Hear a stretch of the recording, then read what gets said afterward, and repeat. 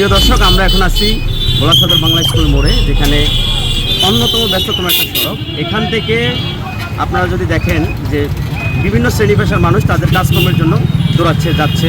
তো এখানে অনেকগুলো ডায়াগনস্টিক সেন্টার আছে, বিভিন্ন প্রতিষ্ঠান আছে, মানুষগুলো জরুরি প্রয়োজনে আসা যাওয়া করে। আমরা দেখি যে বর্তমান ভোলা সদরে থ্রি হুইলার এত পরিমাণে বেড়েছে যে স্বাভাবিকের চাইতে অনেক বেশি। আপনি যদি এখান থেকে হিসাব করেন, হেঁটে যান এখান থেকে জুবিরগুল হাঁটতে আমাদের হেঁটে যেতে সময় লাগবে সর্বোচ্চ 5 থেকে 10 মিনিট। সেই জায়গায় আপনি যদি একটা রিক্সা উঠেন, আপনি পাশের চিত্রগুলো একটু দেখলেই দেখবেন যে একটা রিক্সা উঠে আপনি যদি জ্যামে পড়ে যান, তাহলে আপনার এখান থেকে সেই জুগিরগুল যেতে সময় লাগবে আধা ঘন্টা থেকে 45 মিনিট। এত ব্যাপক পরিমাণে আমাদের থ্রি হুইলারগুলো বাড়ছে। সেক্ষেত্রে প্রশাসন কোনো ভূমিকা নিচ্ছে বা দৃশ্যমান কোনো ভূমিকা সেখানে আমরা আদৌ দেখতে পাচ্ছি না। স্থানীয় দু একজন লোকের সাথে আমরা এখন কথা বলব।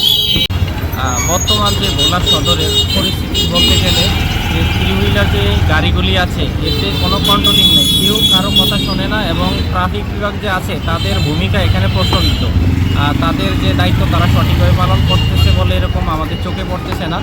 এই কারণে যে সদর রোডের দেখা যাচ্ছে 10 মিনিটের রাস্তা আধা ঘন্টার উপরে লেগে যায়, এত জ্যাম থাকে। জরুরি প্রয়োজনে রুগী নিয়েও আমরা এদিক সেদিক যেতে পারি না, আটকে থাকতে হয়।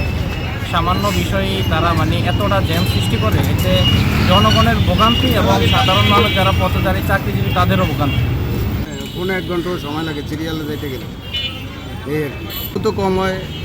থ্রি হুইলারগুলো যাতে একটা নিয়মের মধ্যে আসে, আপনি এটা চান? জি, সেটাই।